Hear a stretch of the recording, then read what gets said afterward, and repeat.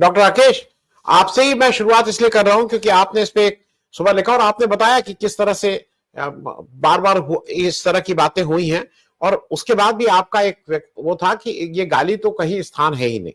मैं एक ओवरऑल टिप्पणी इसलिए कर रहा हूं कि मैं एक ऑनलाइन पोल भी कर रहा हूं कि क्या नरेंद्र मोदी को गाली दी जानी चाहिए, प्रधानमंत्री है इसलिए नहीं, शानदार काम किया है इसलिए नहीं, गाली की शुरुआत की इसलिए मिल रही है और जनता अपना गुस्सा ऐसे भी निकालती है। मैंने ये 4 ऑप्शंस दिए हैं, देखते हैं कि आप हम लोग जब समाप्त करेंगे वो तो लोगों की क्या राय है। लेकिन शुरुआत में ही आपका ये पूरे मामले में आप किस तरह से देखते हैं कि ये जो भी कल कुछ हुआ ये क्या अटेंशन डाइवर्ट करने के लिए पूरी बीजेपी कूद पड़ी है। आज सारे लोग, मैंने पहले आप नहीं आए थे तब मैंने कहा आज सारे चैनल पे यही डिबेट हो रही है, लेकिन जोशी जी का फोन सबको आ गया होगा, मेरे पास जोशी जी का फोन नहीं आया। मैं स्वतः, हम लोग स्व प्रेरणा से ही इस डिबेट को कर रहे हैं। डॉक्टर राकेश, आप ही से शुरू करते हैं। आनंद जी, मैंने कल राहुल गांधी को एक खुला खत भी लिखा था सोशल मीडिया पर। काफी लोगों ने उसे साझा किया है। मेरी पहली मान्यता यह है कि गाली सभ्य समाज में किसी को भी नहीं दी जानी चाहिए। इसके बावजूद अगर किसी व्यक्ति के कर्म ऐसे हैं, उसकी कथनी करनी ऐसी है कि लोग उसे गाली देने पर विवश हो रहे हैं या किसी ने साजिशन गाली दिलवाई, इन दोनों चीजों में अंतर। फिलहाल दरभंगा की घटना की पहले बात कर लें कि जहां पर प्रधानमंत्री नरेंद्र मोदी को गाली दी गई है, उस मंच पर न तो राहुल गांधी मौजूद थे, न तेजस्वी यादव मौजूद थे।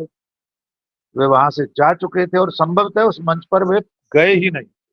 रास्ते भर में कई जगह मंच बनते हैं ऐसी यात्राओं में। इसके बाद एक व्यक्ति ने गाली दी जो लाउड स्पीकर पर सुनी गई, वायरल हुई। आज की तारीख में वो व्यक्ति गिरफ्तार हो चुका है, मोहम्मद रिजवी उसका नाम है।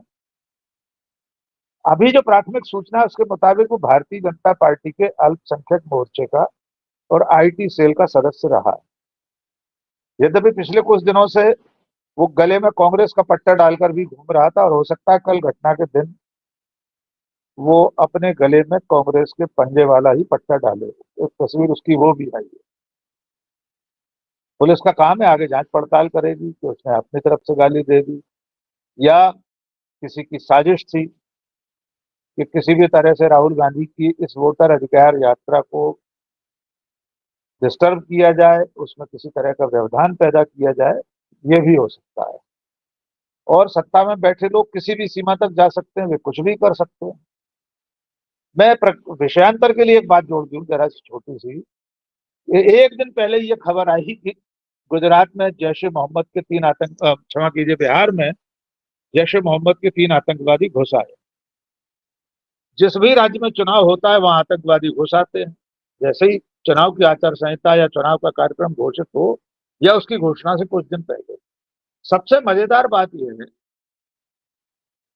चुनाव वाले राज्य में आतंकवादी जब पहुंचते हैं उससे पहले अपना टूर प्लान बाकायदा या तो भारतीय जनता पार्टी के राष्ट्रीय अध्यक्ष जेपी नड्डा को देते हैं या सुरक्षा एजेंसियों को देते हैं। मैं पूरी जिम्मेदारी से जेपी नड्डा का नाम ले रहा हूं, मेरे पास वो कतरन आज भी मौजूद है। पिछले बंगाल चुनाव में उन्होंने संख्या बताई, 300 आतंकवादी घुस आए। इसके पहले पिछले बिहार चुनाव में भी आतंकवादी आए थे। वे आते हैं, मतगणना शुरू होने से पहले चले जाते हैं।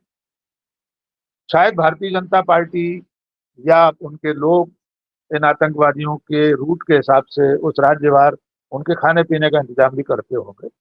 अब बिहार आए हैं तो लिट्टी चोखा का इंतजाम हुआ होगा। तो ये उदाहरण मैंने इसलिए दिया कि हम समझ सकें कि जो लोग सत्ता में बैठे हैं वे किस हद तक जा सकते हैं। वे राहुल गांधी, तेजस्वी यादव की इस यात्रा को बदनाम करने के लिए, हेडलाइन मैनेजमेंट के लिए, लोगों का ध्यान वोट चोरी वाले मुद्दे से भटकाने के लिए कुछ भी कर सकते हैं।